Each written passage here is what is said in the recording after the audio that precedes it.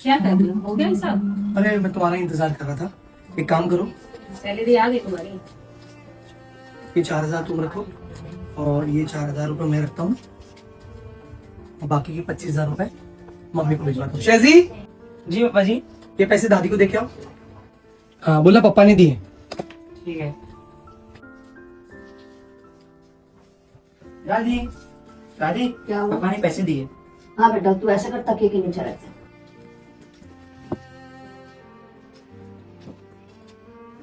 एक बात बोलूं? हाँ बोलो। तुमने मुझे 4,000 रुपए दिए, ठीक है।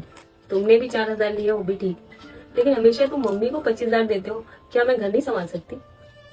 क्या मैं अभी तक तुमको इतनी नादान लगती हूँ? आओ इधर बैठो, मेरे पास बैठो।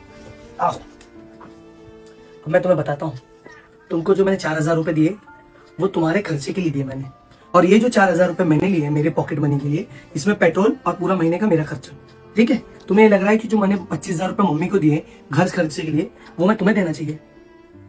अगले महीने से मैं घर चला के देखूंगी। तो अगले महीने से क्यों? फिर एक काम करो ना, यही महीने से घर तुम चलाओ। ठीक है?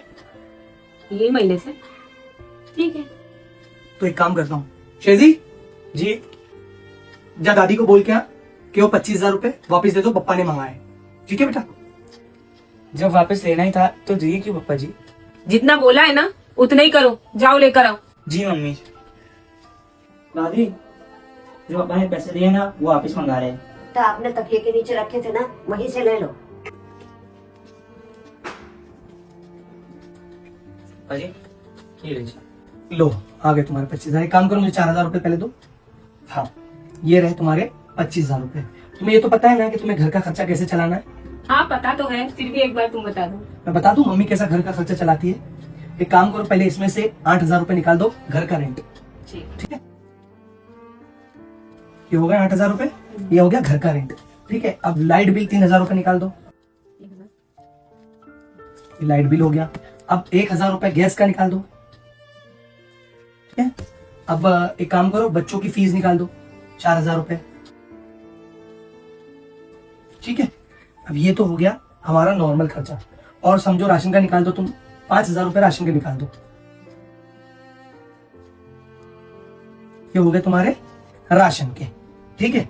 अब तुम बताओ तुम्हारे पास क्या बचा हुआ है?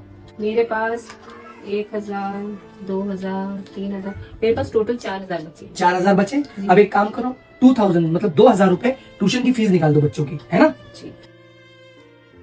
अब तुम्हारे पास क्या बचा है? 2,000। अब सोचो, मम्मी 2,000 रुपए में बच्चों की ख्वाहिश भी पूरी करती है। ठीक है? मेरे लिए टी शर्ट वगैरह भी लेके आती है, और स्पेशली तुम्हारे लिए भी कपड़े लेके आती है ना? तो समझो अगर 2,000 रुपए के मम्मी के ये सब सामान जो हमारे लिए खर्च करती है, तो मम्मी को क्या बचता है पूरे महीने में? तुम बताओ।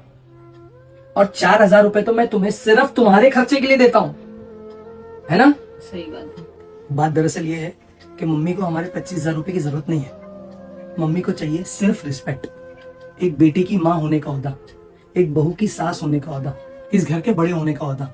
और तुमको एक बात पता है, मैं अपनी सैलरी में से 25,000 अपनी माँ को क्यों देता हूँ? उनको ये महसूस हो कि घर में सबसे बड़ी वही है। बस उनको वही चाहिए, हमसे कुछ नहीं चाहिए। उनको पैसे की कोई लालच नहीं है, समझी? अब मम्मी को ही दोगे? जैसे लग रहा था ज्यादा बच जाते होंगे। अब ये सब पैसा मम्मी को ही दे दो, अच्छा नहीं लगेगा उनको। क्या हुआ बेटा, पैसे क्यों मंगा लिए? अरे नहीं मम्मी, मैं इसको समझा रहा था कि मम्मी घर का खर्चा कैसे चलाते हैं। इसको ये लगता है कि वो बहुत ज्यादा ही पैसा। मेरे को लग रहा था कि इतने पैसे में मम्मी कैसे घर का खर्चा चलाती होंगी, तो मैं इनको बोल रही थी कि जो ये मेरे खर्चे के लिए 4,000 रुपए देते हैं ना, उसमें से 2,000 और मम्मी को दे दें। बेचारी मम्मी कैसे घर का खर्चा चलाते होंगे। ये लो, दो मम्मी को। नहीं बेटा, अपने पैसे खर्चे के अपने पास रखो। जो दे रहे थे ना मुझे वही दे दो, मैं उसी में मैनेज कर लूंगी।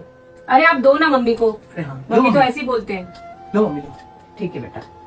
हमेशा अपने माँ बाप की रिस्पेक्ट करा करो और उनको हमेशा खुश रखा करो, क्योंकि वो हमेशा ही अपने बच्चों को खूब सारी दुआएं देते हैं। Love you all.